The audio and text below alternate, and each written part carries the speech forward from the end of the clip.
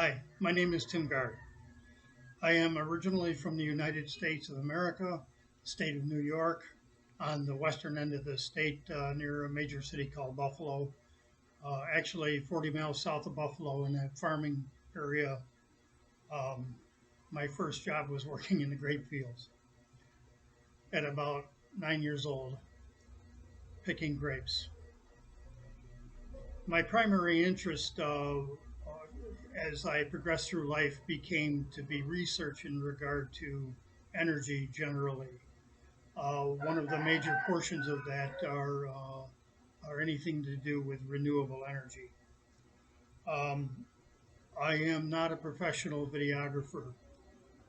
You can probably hear chickens crowing in the background. Um,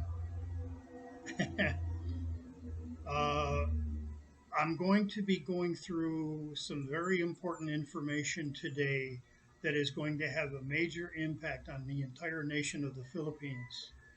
And the information that I'm here to give you is very important. I'm going to be doing something a little bit different today in that I'm going to be starting out with the conclusion. And the conclusion will help you understand why it's important for you to focus on the information I'm going to be providing for you through the rest of the video. So grab a cup of coffee, sit down, and let's get into this.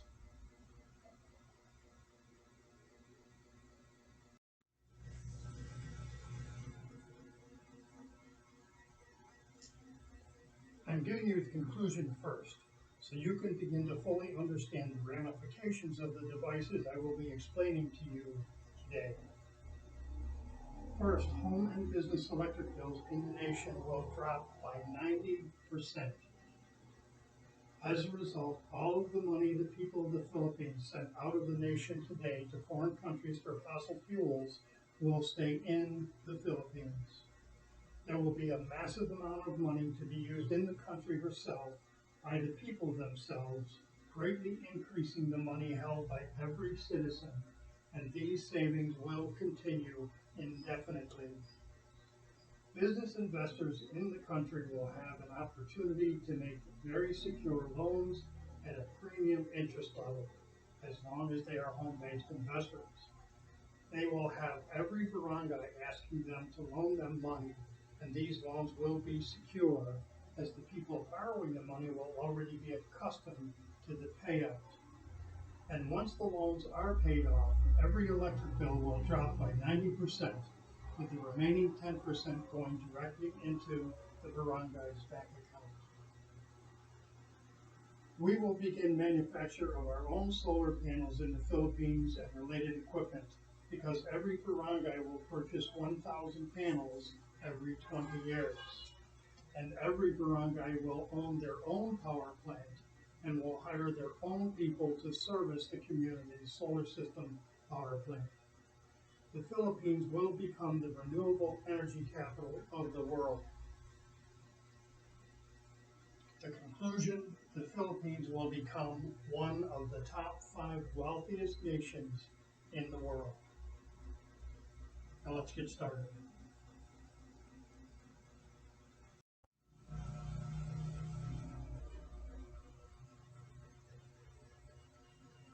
I'm going to concentrate on the basic local sources that we have here in the Philippines. There are actually more than 5 different ways to naturally compress air for free here in the Philippines, but I'll only cover a few here. Our focus will be on solar panels because this is one of our greatest sources in the Philippines for energy. The other one is the wind turbine. We have a lot of areas that have constant wind here in the Philippines. The issue with the wind turbine is they are much more expensive to build than a solar panel system. The third is what you would consider to be a seasonal hydro, where the water amounts flowing over it are always not high all year long. So they don't use these for generation of hydropower. We'll get into those a little bit too, because if your barangay happens to have one of these areas, these are actually even less expensive than a solar panel. So let me get set up here and Right now we'll move into the solar panels.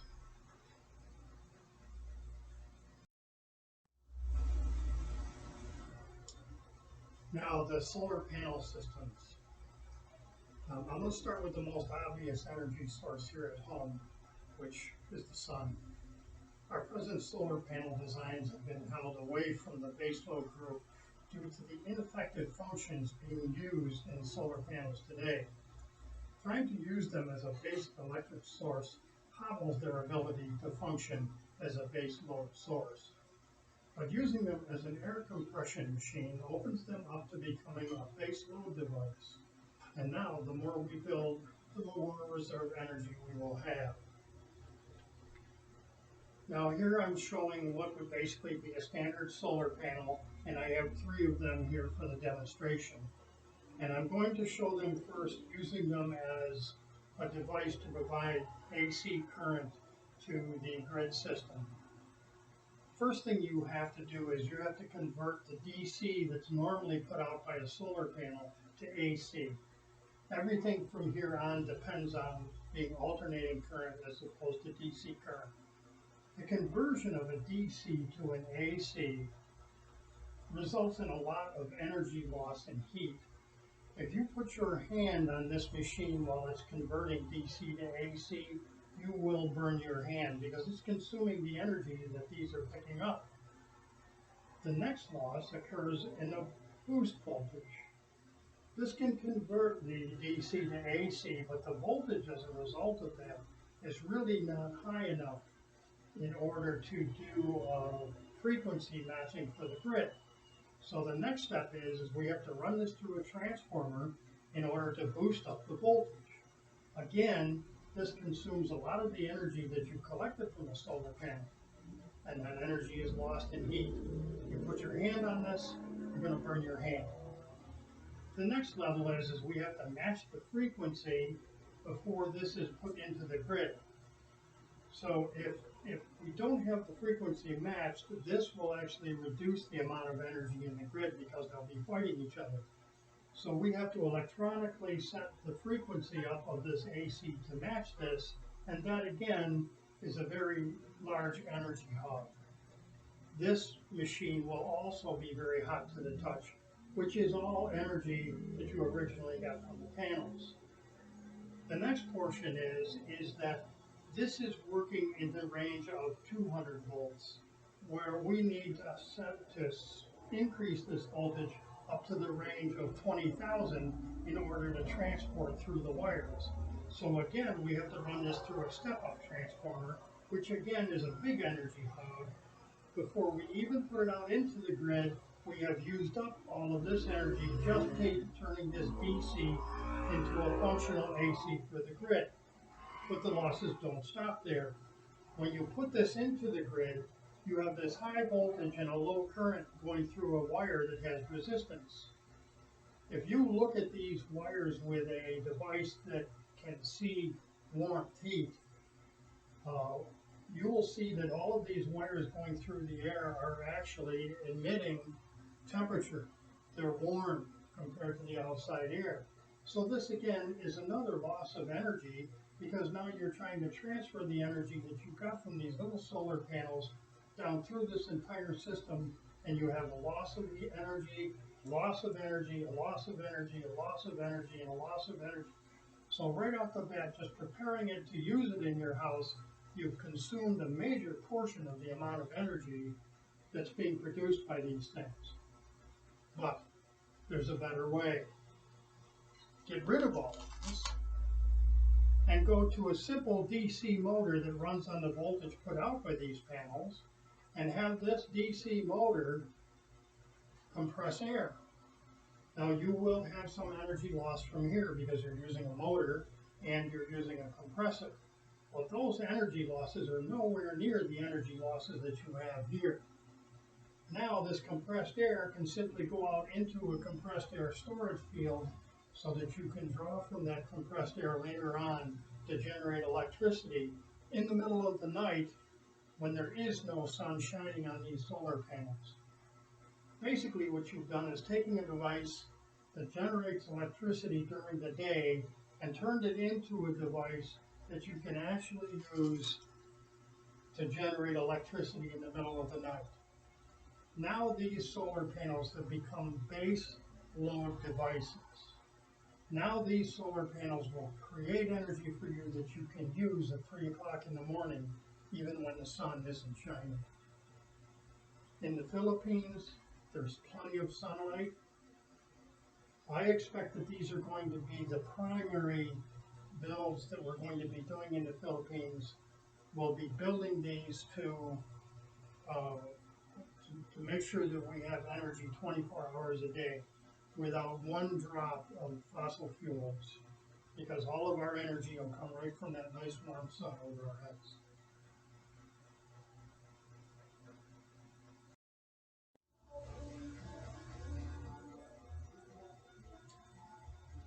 Now, the other excellent source for a baseload energy is wind, an element not in short supply in the Philippines. That is, as long as you stop trying to generate electricity with this. The secret is to remove the transgen set from the top. That's the transmission and the generator that's normally in a wind turbine, and then replace it with air compressors. Now, even if there is no call for electricity, the wind turbine is still collecting and storing energy in the form of compressed air. So while you may not have wind blowing, you do have the compressed air stored to use to generate electricity, even though the wind is not blowing. What that does is that turns the infamous wind turbine into a base load device. This is one of the most important things about our renewable systems that they're using now. They keep trying to generate electricity with these things, and we can't always use electricity when these are capable of generating it. But we can use compressed air to generate electricity, so we can always get energy from these devices to save it for later when we need it. Now, one of the other things that in my study of wind turbines is the speed that this generator needs to turn in order to generate electricity is set. This may be turning because there is a light wind, but they can't engage that transmission into that generator because that load will cause the blades to stop turning. If you get rid of this equipment and you put in compressors, you can set a compressor up so that the load is very light that is going into the line, so that even a slow turn on this will generate compressed air. As it speeds up, it'll generate more compressed air. With the electrical turbine, once you get to a certain speed of rotation, you can't generate any more electricity. They actually have to change these blades so they don't overdrive and damage this equipment when the wind gets higher. But when you're compressing air, you don't need to do that. Your air compressor can handle a higher speed. It'll just compress more air. So changing this from an electrical generation system to an air compression generation greatly increases the amount of energy that you'll be able to get out of a wind turbine and make it a base load in the process.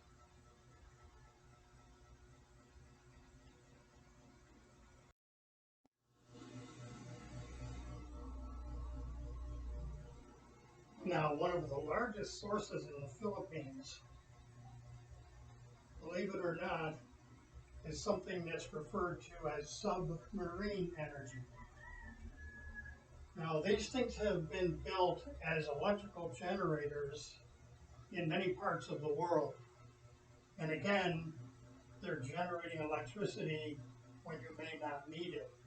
So because of that design, they are not base load. By changing this from generating electricity, though, to making it generating compressed air, turns submarine sources into base load. If you check with local sport and professional divers, they will tell you of thousands of high-flow natural submarine water flow around the Philippines. There is enough energy here to completely power the Philippine nation for free forever. Now, at power generation tidal, using buoyancy machines, and the amount of free energy is off the charts. Now, I'm not going to get into those machines in a lot of detail, but you get the idea here basically, where you would put in something that looks like a wind turbine under the water, and then as the water flows through, it causes it to rotate, runs the compressors in here, draws ambient air in here, compresses it, and puts compressed air here out into your power storage systems for compressed air. There may be some larger cities in the Philippines that would be able to use these systems if they're close to the water to make sure that they have plenty of compressed air for all of their industrial needs in that city, as well as general electrical needs.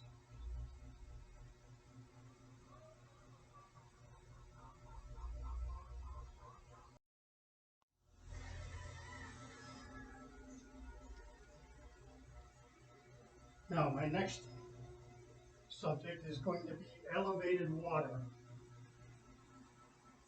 Uh, Most of the areas in the Philippines don't have access to much elevated water at all.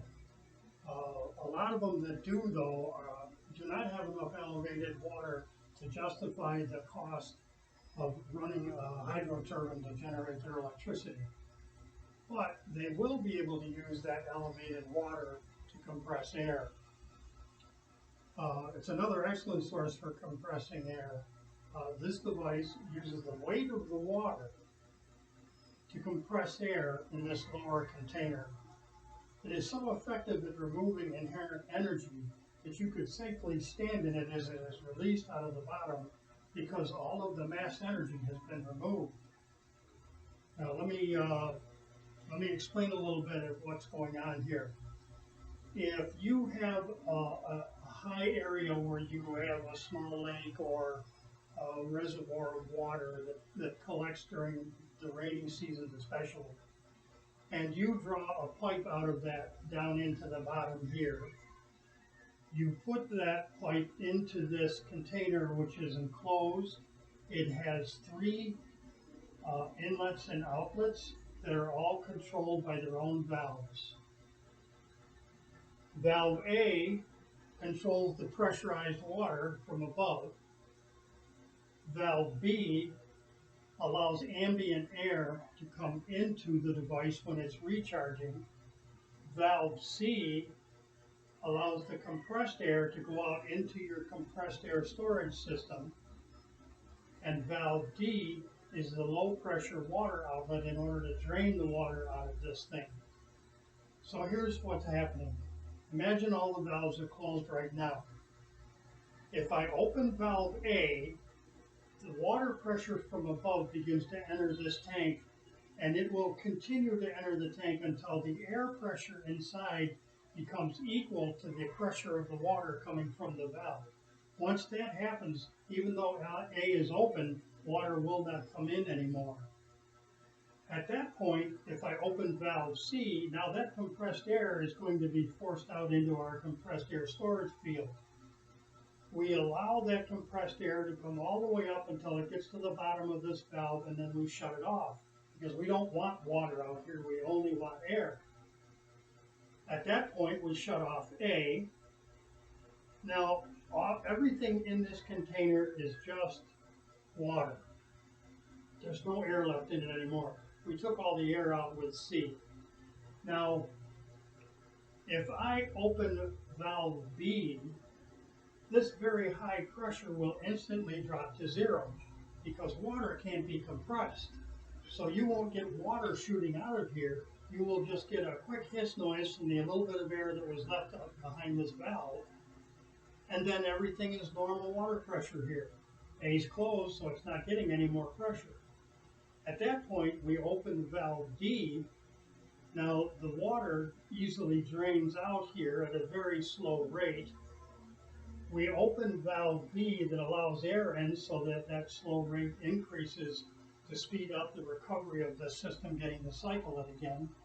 Once all the air is drained out, you close D, you close B, you again open A, which compresses the air, you open C, take the compressed air out, and then close C when it gets up, and that repeats over and over again.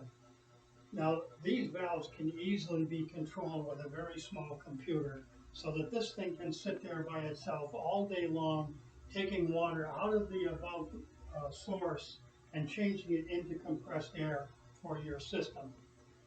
This is actually less expensive than a solar panel. Unfortunately, we don't have that much access to water like this in the Philippines, so other people are going to have to depend on solar panels. But if your barangay does happen to have source to elevated water, you could actually get all of the electricity you need from one of these all by themselves.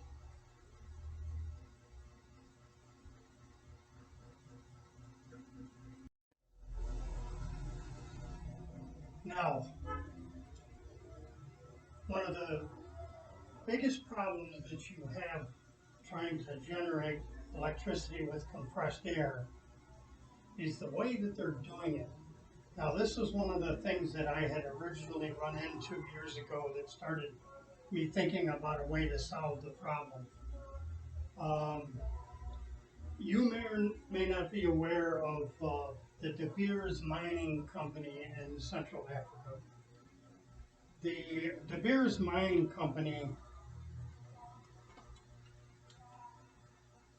just a second, let me get my microphone in. The De Beers Mining Company is in an area where they are too far away for a land supplied electricity. So they have to generate their own electricity on the site of this mine. And these mines are huge. They need a lot of electricity. So what they do is uh, they take trains with uh, with compression tank cars to the west coast of Africa, where there is electricity there, and they use electricity to compress air to fill those air tanks. And there's a lot of them, there's thousands of them. And they fill all of these air tanks up and then take them to the central part of Africa where they can use the compressed air in these train tank cars to generate their electricity. But the way that they do it is just very poor. Let me give you an idea of what's happening here. They have their train car tank with compressed air in it, and then they take a turbine. Now this is a turbine, it might look sort of like a jet engine, and then this turbine shaft goes out and is connected to a generator. Pardon my writing. So now this compressed air is opened up and blown into this turbine. It rushes through the turbine, and it also rushes out the back at a very high speed. Because your compressed air is moving very fast through this turbine and leaving through the turbine, a lot of its energy is lost because it's simply passing through at an accelerated rate, not being used. This form of generating electricity never exceeds 10%.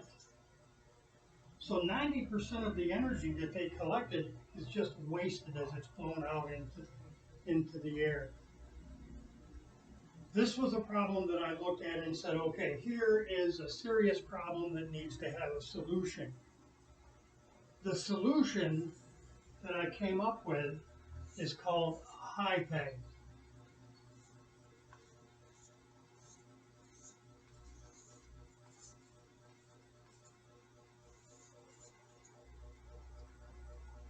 Hydro pneumatic energy generation. This device uses the compressed air, like the compressed air here, in a manner that exceeds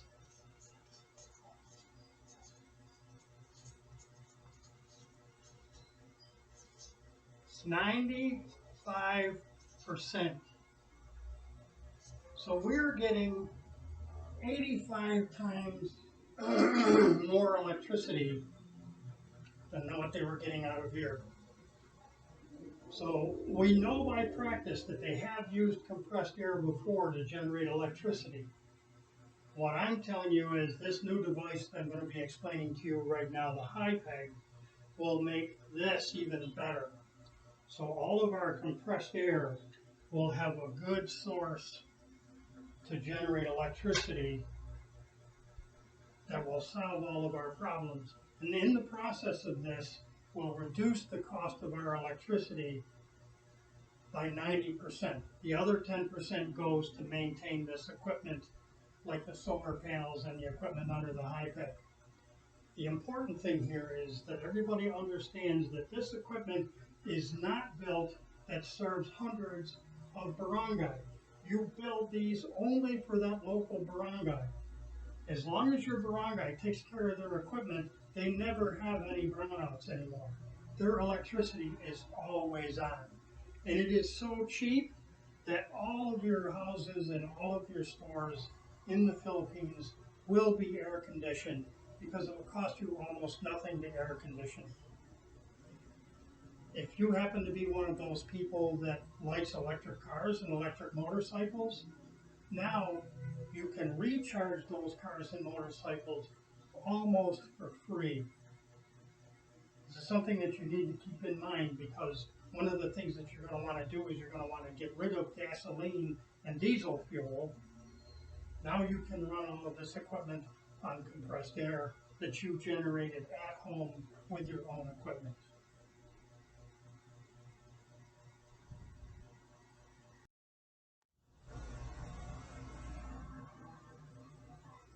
Now the next part that I want to discuss with you is the basic reason why the compressed air will work. And that is in regard to the HiPeg system that I spoke of before. Now the HiPeg system is actually something that I developed and had originally put together to patent. I decided afterwards that patenting this was not a good idea. What I needed to do was to simply get this information out to people so that they could begin getting their lives together and not having to spend all of their money simply to turn on the lights in their house. Now, I understand from the perspective of cost of electricity, the cost of electricity in the Philippines is almost identical to the cost of electricity in the United States. The really bad part about that is that the amount of the basic wages that people earn in the United States are much greater than in the Philippines. So the United States can afford the high cost of electricity. The Philippines, on the other hand, can't.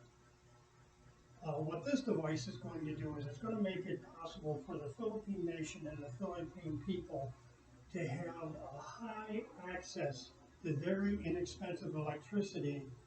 But in addition to it, because the Philippines will be doing the introduction of these devices, they will become known worldwide for their ability to generate all of the electricity that they need 100% with renewable devices. This HiPeg system is what makes it much easier to do so using compressed air. And basically what's going on here is all of this compressed air that I was telling you that would be stored in pipes and in storage tanks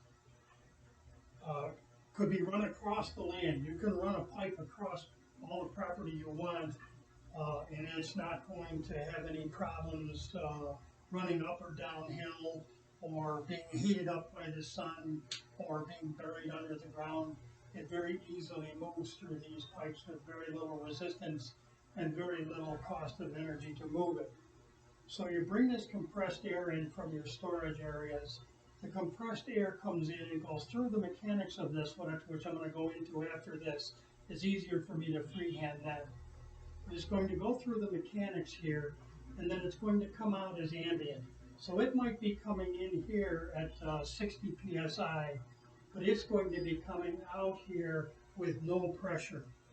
We're basically removing the pressure, and that pressure is what operates the mechanics here that generate electricity and output three-phase. Now, because we're outputting directly to our local barangay, because this high-peg will be built in each barangay, there's very low amount of wire going from to where the electricity is being generated to going to the individual households. We don't need to have this jacked up to 10,000 volts. We can have this operating at a simple 1,000 volts and then step it down to 200 volts to where it's being used at the individual residents or businesses. All of this energy is then created by renewable sources. Now, in the actual build of this, we wouldn't have one of these, we might have three of them. And the reason for that is we would always have one that was running full, and then we would have another one making up any additional that you needed because there happened to be a large demand, and then we have the third one in standby.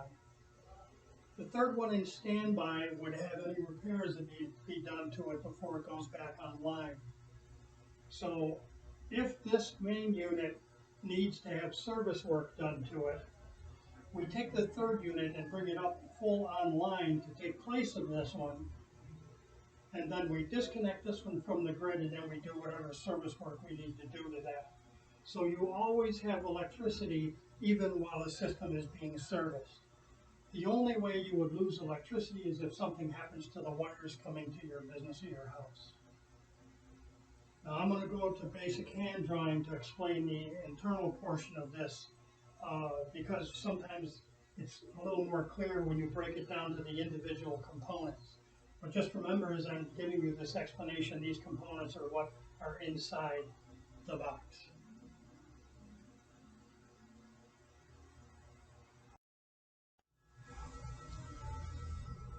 I want to get in a little bit to the mechanics of the high peg. Um, I'm going to be going through the basic individual parts of it at a time, and then afterwards we can pull it all together and put it in that high peg box that I was telling you about to help you understand it. There's some very basic scientific things that are very important to what our mission is. One of the things that I learned about when I was a child was about the relationship of air and water. The reason for that is because my older brother was a U.S. Navy diver, and I lived on the shores of Lake Erie in New York, and he used to spend a lot of time out on the lake in the boat diving. And he would always talk to me about, when I would ask him questions about his equipment and things like this. Now remember, I'm 7 years old at the time, so I wasn't able to actually go diving with my older brother, but that didn't reduce the amount of curiosity I had about what it was that he was doing. And one of the things that that he talked about was a diver would put lead belts on, and this was one of the things that automatically brought a question to me: why are you putting all of these big heavy lead belts on? And what he explained to me was that the human body is actually less dense than water. It also has the lungs that are full of air. So when you go out to swim, you take a breath full of air and hold it, your body will float on top of the water. So in order for a diver to get down deep in the water with that displacement issue with his body and the fact that he's wearing these big, huge tanks that are full of compressed air, he had to add lead weight to his body to make his body sink down in the water. Now, It may not become obvious right away why that's important to what we're working with, but here is what the science is on it. For every cubic foot of air that you have underwater, it is being forced up by a force of 62 pounds. So 1 cubic foot of water, or 1 cubic foot of air underwater will have a force of 62 pounds pushing up on it. 2 cubic feet of water would have 620, 62, 124 pounds pushing up on it. And every time you add another cubic foot of air, you get another 62.3 pounds of push on it. So if I take a box and that box is 10 feet by 10 feet by 2 feet. 10 times 10 is 100, times 2 is 200. This box would have 200 cubic feet of air in it. So 62 pounds times 200 is 12,400 pounds of force pushing up on that bubble of air while it's underwater. So that's what I'm going to be talking about right now.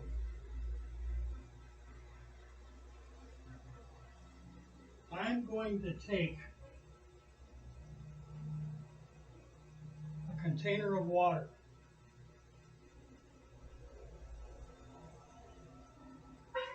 and this container of water is going to be a pretty good size. And then up here, I am going to put, sorry about my shaky hands, I'm going to put gears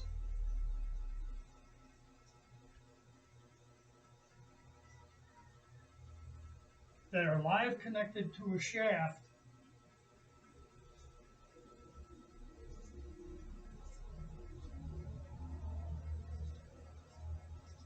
that's going to be input into a generator. Now, I was telling you before about the generators that they use in wind turbines. They're a high torque and a very low RPM input. That is the exact generator that we're going to use here. We don't want this turning real fast. We want to keep it slow with a high torque so that we're not immediately blowing all of this air through the system very quickly. We want it to go through as slow as possible. So now you take that gear and you put another gear set down here,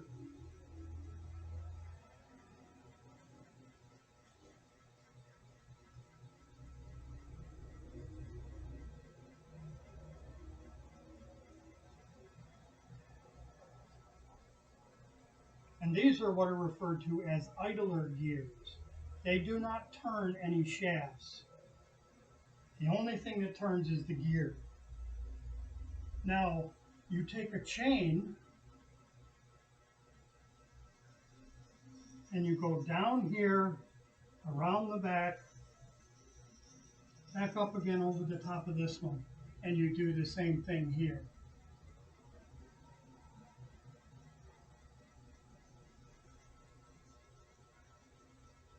Trying to avoid the clear as mud thing. There's the front of the chain, and this is the chain in the back.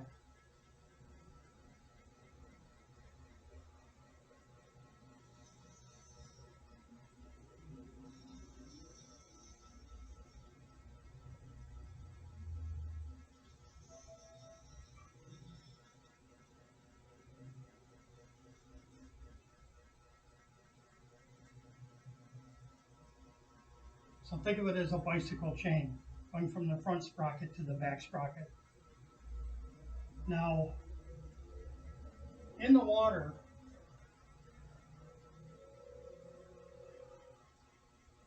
you'll be able to take this chain and you would very easily be able to grab the chain and make it turn. Because as you push up here, it would just go over the top and down to the bottom here. So there's very little load on this chain at all, as long as it's not trying to turn a generator. It would easily turn and spin. Now remember the displaced water that I was explaining to you a minute ago. Every 2 feet on this chain, I am going to put one of these containers, like this. The only difference is it's going to be open on the bottom.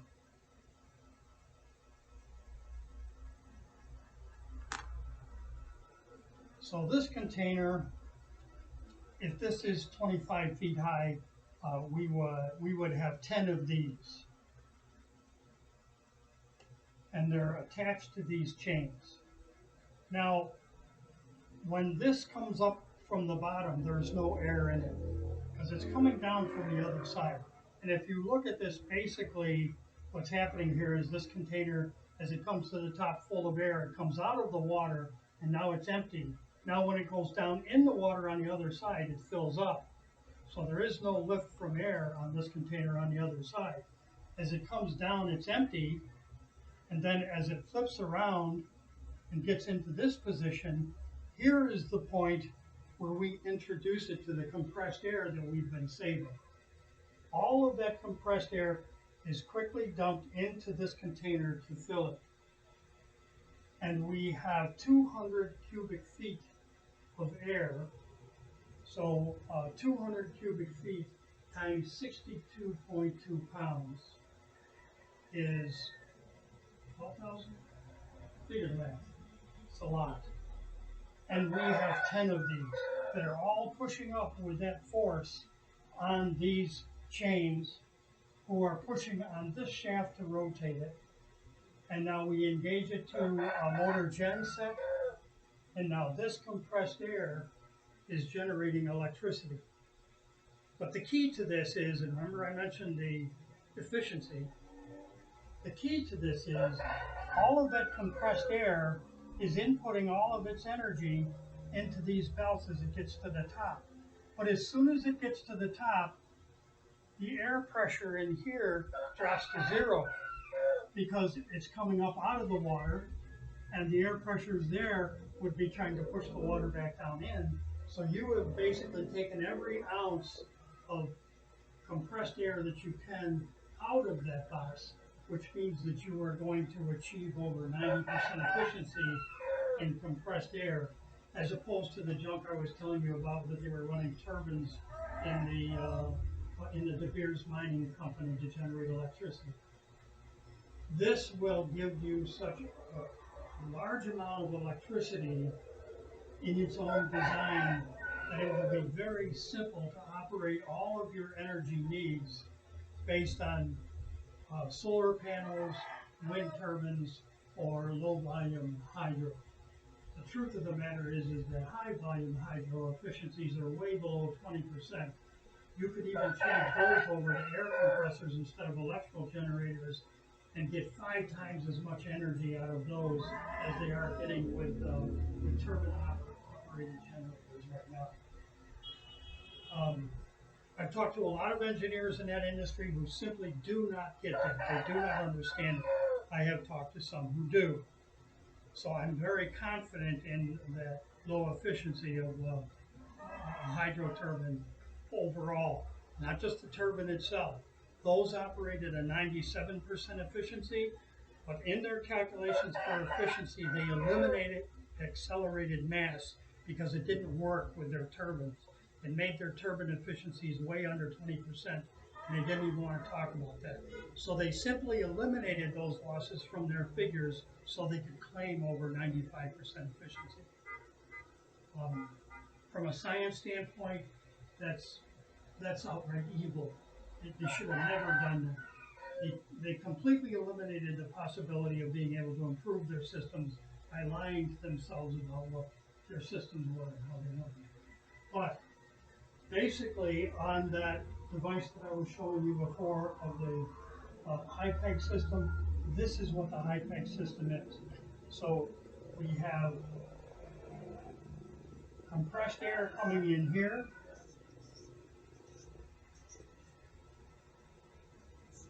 and the air that was compressed is coming out here ambient. All the energy's been removed from it and converted into electricity. The other great thing about this is you don't waste any of your stored energy. If you have a less demand here, you simply reduce the amount of air that you're inserting into these cups going up here so they don't push up so hard, and you reserve that compressed air for later on when you need more energy. That's why the efficiency of this is so high. It doesn't waste anything ever. Now, at this point, you guys should be pretty much up to speed with the things that I'm talking about. What you need to do now is to get the right people together with me so that we can sit down and I can go through these things in much more detail with you. All of these things that I'm talking about, you can handle on your own. You don't need me to do that. And frankly, I'm not capable of doing that. I couldn't build a concrete storage facility like this. I don't do concrete. It's not what I do. I couldn't build these mechanics. I'm not a welder. I don't do welding. The only chains I've ever worked on are chains on a bicycle. I wouldn't even have the know-how to deal with whether these chains need to be stainless steel or not. These are all things that you guys are already well educated on, and you don't need me for that part of it. But I am available, and I will make myself available to you whenever you want to sit down and discuss with you in the beginning, especially in full detail what we might do. I'm thinking that with the Tolecat installation, that's a perfect application. We could put together a facility there where we would be able to put together a demonstration project with 20 solar panels and build a small device where we can show how this works and determine what amount of energy we can get out of 20 solar panels and how much electricity it'll generate. And then at that point, figure out what you're going to do next. Oh, and another thing is, I have a problem with solar panels. I do not like the amount of farming land that it wastes. It covers up arable land that we need. We shouldn't be using that land for solar panels. But the truth of the matter is that there is a tremendous amount of land that we could put solar panels on the land wouldn't be missed. As a matter of fact, the solar panels would make that land's use even better. I remember each barangay is installing its own solar panel system. You put these solar panels over top of the roads. Now you can drive on the road and you don't have the sun shining in your eyes. If you're out walking on the road and it starts raining, you don't care because the solar panels are stopping the rain from hitting you as you walk on the street. The other issue is that now all of these solar panels are easily accessible by your barangay electricity team to make repairs to the solar panels or to clean them or whatever access they have. As far as having an area to have storage pipes for compressed air, you suspend these pipes all up in underneath these solar panels over the streets. So the money that you would have spent before buying land to put solar panels on, you can now spend to build stanchions over the road that hold the solar panels high up in the air where people can't easily get to them, where they're up above most of the vegetation growing on the ground, so they're right out in the open sunlight. And they also protect them from damage from people who might want to mess with them. So now you have saved the land that you're going to need in the future, and you are using the streets that you already own in your barangay to do your installations in. So what I'm thinking that one of the things that we may do on Tolkien would be to do an installation like that on Tolkien over the street, install the solar panels over the top, and then feed the high peg system with that, and then have the high peg system generate 100% of the electricity 24 hours a day from this system, completely disconnecting them from the grid. Now, there are a lot of outside things that are going to happen here. Number one, you're going to have a lot of money invested in the Philippines because people will loan money to places where they know they'll get the money back without any fight. The barangay already will have access to money to pay that bill back because they are being paid the full rate for electricity right up until the time that bill is paid off, and then they can drop their rate down to whatever they want it to be. Your barangay may want to charge you 30% of what it was before and then use that money in the barangay for different things. That's between the people in the barangay. If the people in the barangay want to be dishonest and charge an extra amount for this so they can put money in their pockets, that's the people's fault in the barangay. They need to be careful who they elect. Don't want to get into politics. But what I'm telling you is that now you have all of the power of generating electricity in the hands of the barangay and the people of the barangay themselves. There's a lot of things like this that I need to discuss with you if you haven't thought about it. Maybe me bringing it up will help you understand a little bit better of what this means for everybody. So um, I will. I've already sent you my email contact, and uh, if you watch this and you want to get together to talk about it, let me know, and we'll set up a time and a place to sit down for a few days and go through these things with a much higher amount of detail. Thanks.